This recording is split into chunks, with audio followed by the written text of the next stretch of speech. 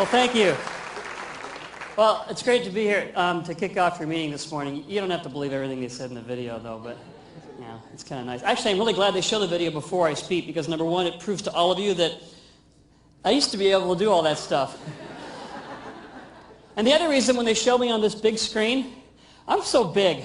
Because, you know, let's be honest, gymnasts get lots of comments from people who only watch gymnastics on television. So many of the events that I go to, there's always someone that's going to walk up to me and look down and say, wow, seen your sport before on television, but I never realized you guys are so little. There's a reason for that. See, if you only watch gymnastics on television, think about it. What do you see on the television screen when you watch my sport? You see gymnasts, right? And judges and coaches and officials that are working the floor. So if you think about it, everyone on the floor is either a gymnast or, an ex-gymnast. So everyone on the floor is a midget. So you really can't tell that we're just not tall until after the competition. And it's always then when an ex-NBA star who's working for CBS Sports walks up to his well, congratulations, you had a great competition. How'd you feel? Risk. It's written in my rule book that I have to take chances. I can play it safe, I can leave out all of the risky skills, pretty much then guarantee an excellent score, maybe even as high as a 9.8. It's a great score. But as you know, there's always someone else out there that's willing to take some chances. Originality. I can't base or pattern my performances after someone else. My goal, of course, if you think about it, is to try to get to the point where everybody else is watching me. Virtuosity. If I do something on the pommel horse, the 1,000th time, with as much focused attention to detail and as much enthusiasm as I did the very first time, I'm going to be a better gymnast. In 1984, these three principles, risk, originality, and virtuosity, helped Peter Vidmar lead the U.S. men's gymnastics team to its first ever Olympic gold medal. I was competing once in the World Championships over in Budapest, Hungary, about 6 months before the Olympics. And going into the horizontal bar finals, you all know what the high bar is, right? That single metal bar about 9 feet above the ground. Going into high bar finals, I was in second place, ahead of all of the then Soviet and Chinese gymnasts. One great gymnast from Japan ahead of me.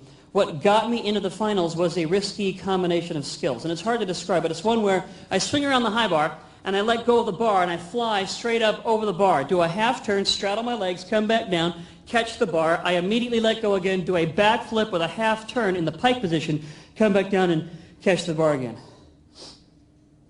Trust me, it's hard, okay? I made it in the preliminary round of competition, got a great score. In the warm-up session before the final round, where I'm supposed to go for the gold medal on high bar, all of a sudden I can't do this combination of skills successfully, start to worry, start to panic. Looked at my coach and I said, hey, you gotta help me. I got 15 minutes till the competition starts. I can't do this skill right. What is wrong here? It's my only big trick. I gotta do this. Let me take a look at it, Peter. Just pike more in your swing. Arch more through the bottom next time. Try that instead. Let go of the bar a little bit later. All these wonderful, valid coaching tips. Until I got the ultimate coaching, teaching, and leadership wisdom. We've all heard it before. Just do it right. And for a moment I thought, forget it. I'm not going to do it at all. I'm going to leave it out. So what? I won't get the wrist points. Who cares? I can still score a 9.8 with everything else. That's a great score. That should be enough to put me on the victory stand, which was the goal in the first place. But I knew it wasn't enough to put me on top of the victory stand. See, if I left that skill out, if I scored even as high as a 9.8, I knew under those circumstances that might be enough for the bronze medal. With a ton of luck, the silver. But realistically, I'm not going to win the gold medal without doing that skill, because other guys in the finals are taking chances. At least one of them will be successful with his big trick. He's going to end up on top. And as soon as I realized that, I thought, wait a second, this could be the only chance I ever have in my life to become a world champion at anything. And I'm going to play it safe and guarantee that I don't become one. Might as well fall off trying. Looked at my coach and said, I'm going to go for it. Said, okay, let's do it. So I really focused in on what I had to do. The guy that was in first place blew it, made a mistake. All I have to do now is make this performance successfully. I'll become the world horizontal bar champion. Kind of a neat thing. So I chalk up my hands, signal the superior judge. The big risky still comes at the beginning. Swing around the high bar, let go of the bar, flew straight up over the bar half, turned, straddled my legs, came back down, caught the bar. I immediately let go again, did that back flip with a half turn in the pike position, came back down to catch the bar, and the bar wasn't there. Look, I know you're not gymnasts, but you're all educated enough about my sport to know this. You're only allowed to do one dismount in each performance. So I missed the bar. I dropped about 12 feet to my stomach, hit the mat, first dismount, got back up, grabbed the bar, finished my routine, landed my real dismount perfectly. Big deal. I jumped off the platform, walked away, grabbed my bag, left the arena. I was devastated. I blew it, choked under pressure. I failed on wide world of sports to make it worse. I think I placed 8th. 8th place in the world. That's not too bad. There were only 8 people in the competition. So I'm walking back from the arena to the hotel. I'm all alone because nobody wanted to talk to me. And about halfway there I stopped, and I promised myself something that basically went from here right down to here. Nobody heard this but me. It wasn't this great dramatic moment. But I meant it when I said it to myself. I just said, never again. I will never make that mistake again. I got to stop taking that skill for granted. Because I train that skill like everything else I do in my sport. So for the next 6 or 7 months leading up to the games, almost every day, I go back to that horizontal bar, work a little bit extra on that risky release move that I tried to describe to you. And fortunately for me, that event, the high bar, with those skills in the routine, was one of the events in which I ended up scoring a perfect 10 at the Olympic Games. Peter went on to capture a gold in the pommel horse competition, scoring a perfect 10. Today, Peter Vidmar is well known as a motivator who helps people around the country achieve the success they desire. So I used to have a goal. This is a very noble goal, to be the last person out of the gym at the end of each day, which is pretty hard to do when the rest of the team has that same stupid goal.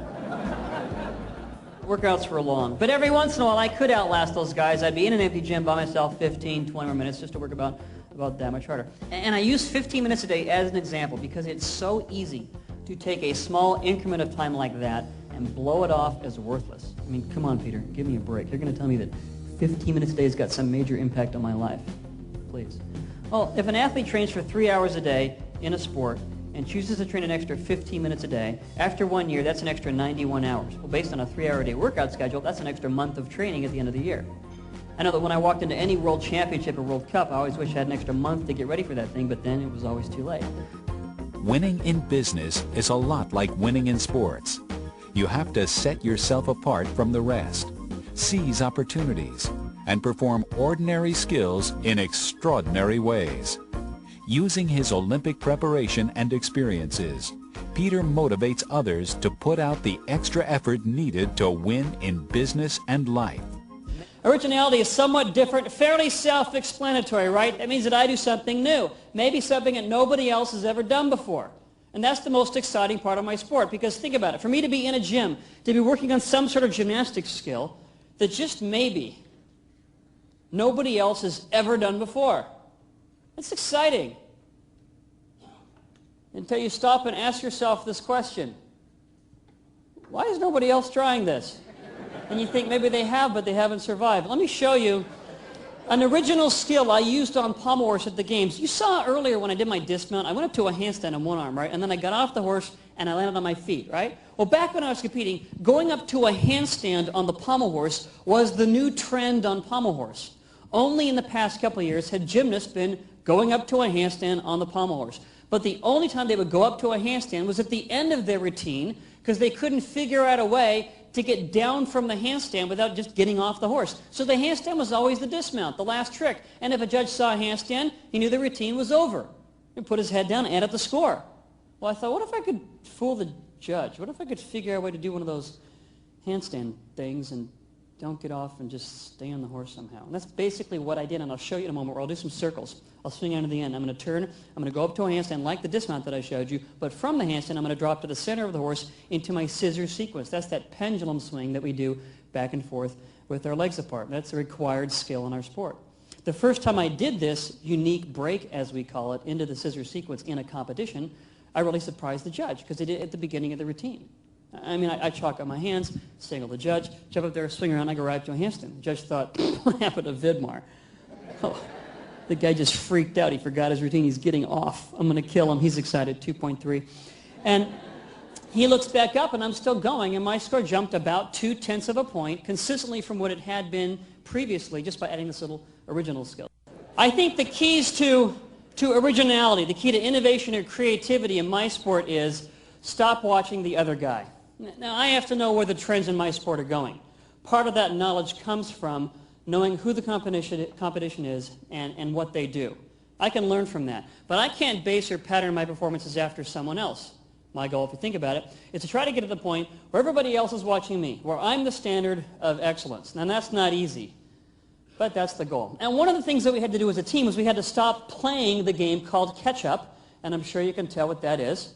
We would go to these big events overseas, maybe a World Cup or a World Championship, walk into the gym for the training sessions that precede the event, look across the gym, see a great gymnast from China or Russia jump up on the rings or the parallel bars and do something that we've never seen before. And we'd say, wow, hey, did you see that? What a great skill. Oh, why didn't I think of that? Run back to the gym the next week, and we learn it sometimes just like that, no problem. And we say, it wasn't even that hard. Come back to the next important competition, this time fairly impressed with ourselves because now I can do that skill, and you're not so tough. Walk in the gym, look across the gym, see the same guy, this time on the flow exercise or the pommel horse, whatever. Do something even more innovative and unique, and we'd say, wow, did you see that? What a great skill. Why didn't I think of that? Run back to the gym the next week, and we learn it sometimes again, just like that. And it's always too late. They get originality. We get nothing. We're just being copycats, doing just what it takes to keep our heads above water. One of the reasons why our team won the Olympic team gold medal was every member of our team stopped playing catch-up. Did things on our own that were unique and that were original. Let me show you. A talented speaker and performer, Peter explains his winning strategies using live demonstrations on the pommel horse. Don't worry, he brings his own. With such a unique approach, it's no wonder that Successful Meeting magazine ranks him among the top 10 corporate speakers in America. Well, here it is. At the end of the day, I'm tired. My ankles are swollen. I tore 3 more blisters in my hand. My shoulder hurts. I feel sorry for myself. Gymnastics stopped being fun 2 hours ago. I want to go home. At this point, many times Tim and I would convince ourselves that we could have happened to us the ultimate gymnastics experience. Whether it's realistic or not doesn't matter. We convince ourselves it is for that moment and say, what if? So I'd look at Tim and say this. Once again, end of the day, just 3 of us left in the gym. Hey, Tim, let's put some pressure on, okay? I don't care how you feel. Let's just imagine right now it's the Olympics. It's the men's gymnastics team finals. The U.S. team's on their last event of the night. Just happens to be the horizontal bar here. Last 2 guys up just happen to be Tim Daggett and Peter Vidmar. We haven't even made the team yet, so what? And here's the catch. This is where we thought it was funny. We start to laugh. I'd say, Tim, let's just imagine that we're neck and neck with the People's Republic of China, reigning world champions. We got to perform our routines right now perfectly to win the Olympic team gold medal. And we'd say, yeah, right. We're never going to be neck and neck with those guys. They were first in the world 6 months earlier in Budapest, where I had my unplanned departure from the horizontal bar I told you about. We were 4th. We didn't even win a medal. It's not going to happen. But what if? Would we be nervous? Yeah. So I'd walk over, chalk up my hands, close my eyes. In this empty gym, I could vividly imagine that I was instead in the Olympic arena, that there were 15,000 people there, 2 billion watching me live on television. I got one chance to make this performance successfully, or we're going to lose. My heart starts to pound. I'm not tired anymore. Tim's over in the corner of the gym, and he would say something like this. Next up from the United States, Peter Vidmar. Just like the loudspeaker at the Olympics. I'd imagine my name is called and get ready to go. Now, you don't perform when you feel like it in my sport. You perform only when the judge allows you to perform. That's when he pushes a button that makes a green light go on and he raises his hand. And the longer you wait for that green light to go on, clearly the more nervous you're going to get. Trent Demas, who won the gold medal on the horizontal bar in Barcelona in '92, had to stand before the high bar, waiting for his green light to go on, for 6 minutes. It's a long time to wait. Can you imagine Michael Johnson in the blocks? For 6 minutes till the gun goes off? What'd that do to shred his nerves? The reason why Trent had to stand there and wait was because the judges were disputing the previous performer's score. They couldn't come to an agreement. He had to stand there and wait while they argued. It's called a judges conference. Julianne McNamara, for the same reason, had to stand before her balance beam routine at the 84 games for 9.5 minutes. It's an eternity. Worse than waiting for Tanya Harding to fix her skate lace. Tim's over in the corner of the gym in charge of this imaginary green light.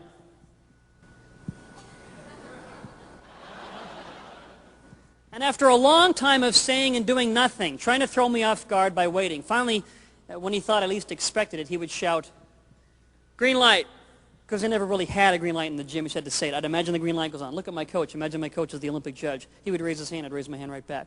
Turn, face the bar, grab the bar, and begin my routine. Now, if I fell off the bar there, if I made a mistake there, that ruined my day. I was miserable. Why? Because I placed importance in what I was doing.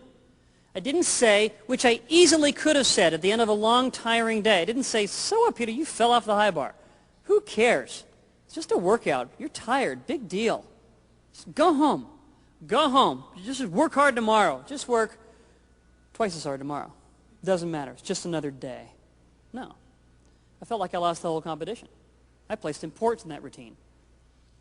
I felt like somebody from NBC Sports is going to walk into me right now and say, "Well, Peter, you just lost the Olympic Games for your whole country. How do you feel?" I'm going to Disney World. But if I made my routine successfully, I felt great. I'd land my dismount. I'd get all fired up. Oh, yes. Drive home every day after a workout like that one and say, "Wow, I just won the Olympics today. That was great. I'm going to do it again tomorrow." Got me excited. Now, we did that for practice because we knew realistically, and let's be real about this, it's not going to happen. But it's good practice because it taught us to focus, to be diligent at something. When we didn't feel like it. Most important time to put forth effort. That's when you know the most about yourself. Well, a funny thing happened on July 31st, 1984, and I'll finish with this. It was the Olympic Games. It was the men's gymnastics team finals. The U.S. team was on their last event of the night. Just happened to be the horizontal bar. Last two guys up just happened to be Tim Daggett and Peter Vidmar, and here's the catch, and all of a sudden we weren't laughing because it really wasn't funny anymore. We were neck and neck with the People's Republic of China, the reigning world champions, and we had to perform our routines perfectly to win the Olympic team gold medal. Well, there are 6 gymnasts per team, only 5 scores count, so if one guy makes a mistake, that's okay. Throw out the low score. Count the 5 best scores. Follow me? Wouldn't that be great in accounting? First guy up, Scott Johnson, was the unheralded hero of our team, as our leadoff man got us off to a tremendous start by getting great scores at the beginning, from which the rest of the team scores can build. That is the psychology of that team event. The first guy up is critical to the team score. But after phenomenal games, Scott lets go of the high bar for his triple backflip dismount. On the 3rd flip, he opens up too soon. He stumbles forward, touches his hands and knees on the ground, makes a mistake, and we thought, oh no. Chances are, next 5 routines have to count, pressure's on. Next guy goes up, Jim Hartung, Scott's teammate from the University of Nebraska, the backbone of our team. This guy never makes mistakes. Under all this pressure, he does a great high bar routine, lands his dismount, jumps off the podium or platform, which is about the same height as this stage, runs around the platform, and then Jim heads straight over to me. Now, I have no idea why he singles me out, but he runs over to me. He's huffing and puffing. He's shouting above the crowd noise, taking off those leather handguards. He says, "Hey, Pete, don't worry about it, man. It's not that bad out there, okay? Just relax. Just enjoy yourself. Just have a good time." He was happy because he was done. Olympics were over for Jim. He scored a 9.8. It's a great score. Bart Connor went up next and scored a 9.9. Mitch Gaylord went up next, did that amazing flip of his, caught it, 9.95. Tim Daggett went up after Mitch, and I wish I had a film to show you that routine. Couple skills he invented. His dismount was a double layout. That's a double back flip with your body straight with a full twist on the 2nd flip, which basically means that you don't see the ground till it hits you. He lands perfectly, and he scores. Yeah, perfect 10. Then it was my turn. I told you 5 out of 6 scores count, didn't I? How many guys just performed? 5, yeah. Well, let's just take a peek at the first 5 scores and add them all up, including Scott's routine with that little mistake. Add them all up. Guess what? We just won the Olympic team gold medal. Forget me. We just won the gold medal. You see, Scott's mistake wasn't really that bad. The other 4 scores were so high, they helped to offset Scott's mistake. Add them all up, that meant that even if the last 2 performers left from China, Li Ning and Tong Fei, their 2 best gymnasts, even if they scored perfect 10s on the floor exercise, it's not going to be good enough. So with Tim's perfect 10, we had just secured the USA's first Olympic team gymnastics gold medal, male or female, since the 1904 Olympic Games in St. Louis. That's when wooden club juggling, shot put, and long jump were 3 of the gymnastics events. I'm not kidding. It's changed since then.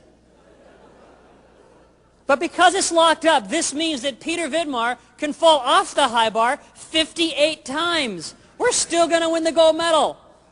And all of my teammates behind me, below the podium, all of them are yet done and celebrating. But none of them, none of the coaches, and no other human being told me that we had just won.